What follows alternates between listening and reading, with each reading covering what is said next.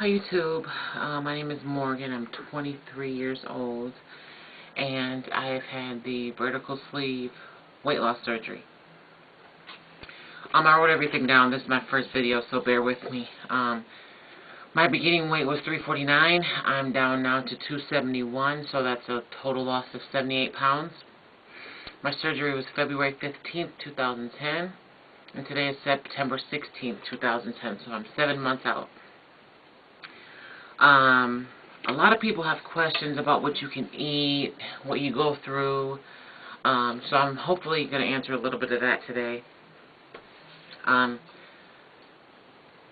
When you first get the surgery, you will never realize how often you use your stomach muscles to move until that next day.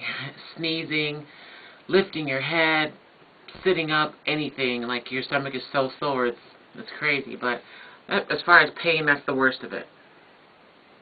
It was okay.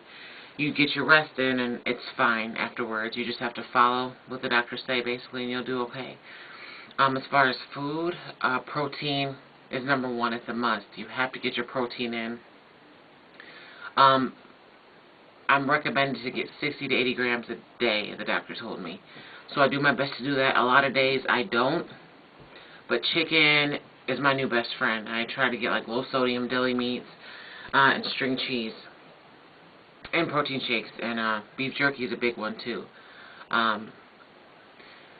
It's hard to get the 60 to 80 grams of protein in a day on top of having to get, I think it's 64 ounces of liquid in, because for one, you don't get hungry, because when they take your stomach out, which is like 75 to 85% of your stomach gets removed, you don't get hungry. That hormone that makes you hungry is gone. So you have to remind yourself to eat, and sometimes remind yourself to drink, because you just don't remember because you don't get hungry. So that's something you need to keep track of when you first get the surgery, and hopefully you just get into the groove of scheduling yourself to eat and drink when you're supposed to. Next thing is bread. Bread is evil anyway. It's a complex carb. But I love my bread. I'm sure we all do. Before surgery, obviously I could eat whatever I wanted, but now bread, unless it's toasted, will gum up when you swallow it, and you'll get full instantly. You won't eat that sandwich, and you feel horrible, because it's like it balloons up. Bread always does, but it's just different when it's going down now. Since you've had the surgery, you'll know what it feels like if you choose to eat it. So I try to stay away from it, and that's pretty much it on bread. And calories, at this point I'm 7 months out, I'm supposed to have 1,000 to 1,200 calories a day and try to keep it under 70 grams of fat. One time I was eating 3 or 4 chicken wings 4 months out, and I thought I had way too much meat, thought I was going to make myself sick. I was worried, called the doctor, and then I found out, like the little wingdings, not the whole wing together, but just the wing by itself, I found out I still wasn't eating enough meat. And she showed me what I can have, and I was like, wow, you have to think, like, a yogurt container, like, compacted full of food is what I can have. And I wasn't eating anywhere near that, if that makes sense, like the regular, the little round yogurt containers. I don't know. But, I wasn't eating anywhere near that. And it's like, if you don't eat enough, you won't know it because you won't be hungry anyway, but your body will go into starvation mode and you won't lose any weight. So you've got to be careful. And that's why they have the online and at home, write down what you eat, keep track of it every day. And that's hard for some people because I don't do it. I'm supposed to be doing an online one and emailing it to my nutritionist, and I haven't done it yet. I don't know if it's that I haven't found the time or just that I feel I don't need it, but I think I could definitely use some help with getting my calories in. Sometimes I'll have a drink or something I know that's not necessarily good for me just to get those carbs up for the day.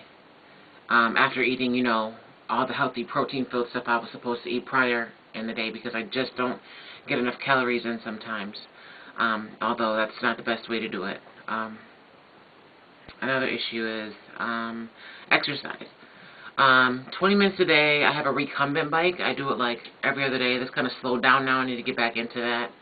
And it doesn't take much. It doesn't take a lot. For people that have the weight loss surgery, you will find that, or even with regular diet and exercise, it takes less to lose weight initially, and you have to work your way up doing more exercise as, you know, your surgery date goes farther out, because it takes more exercise to lose weight the skinnier you get. I never knew that. In relationships, that's a big issue. I hear about it all the time. I don't hang out with a lot of people anyway. All the people that are my friends now were my friends before. They initially wondered why I'm getting the surgery, said I didn't need the surgery. I felt I did. I qualified, so I got it. And in the end, my friends were there for me and supported me, visited me, were glad, and everything else. I have a boyfriend. His family jokes around that after I lose all the weight and I'm going to be fabulous, I'm going to leave him. And that's not the case. To me, you know, I can't predict the future, but who I am on the inside is not going to change because I look differently outside. I've always been who I am now. When I was skinnier, when I was younger, and when, you know, I gained a bunch of weight. And he loved me through all of it. So hopefully, you know, my plans are not to change who I am or to change who I'm with just because of that situation. I've never been that type of person, but again, we don't know what the future holds. Skin, I was told, when you're younger and you have not as much weight to lose, you have a better dealing with your skin. I have both on my side. I'm 23 and I'm 6'2", and as opposed to losing this amount of weight and being 5'2" or 5'5", I'm going to have a little bit better luck with not having the excess skin. The doctor said I should be good, you know, just kind of stay on my exercises. I shouldn't have all the excess loose skin that people are concerned with. So definitely if you're younger getting the surgery or thinking about getting the surgery, do it now, don't wait, because that's another plus. Excess skin won't be as big of an issue. And vitamins. With my surgery, you are supposed to take multivitamins, calcium citrate, vitamin B, thiamine, vitamin D too.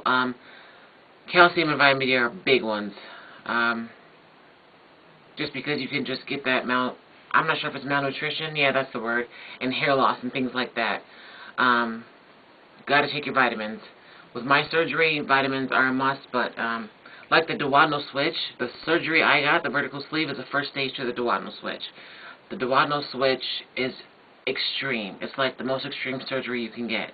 You're on vitamins for the rest of your life, and you have to take them. Now, whereas I think every adult should take a multivitamin every day, every other day, you have to definitely take your vitamins with that surgery, and you should with this one as well. So that's it on vitamins, and that's pretty much it. I don't regret doing the surgery. People ask me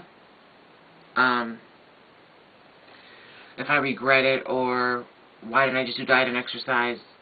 Diet and exercise did not really work for me. And some people think it's the easy way out. Again, those are the people that don't really know what you're going through, people who aren't your friends, people who are on the outside looking in, or someone who wouldn't need the surgery, I feel.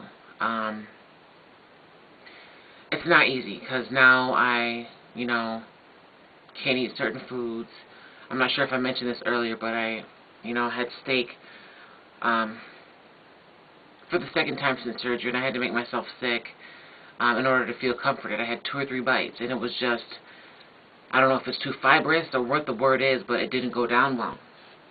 So that's a problem for me.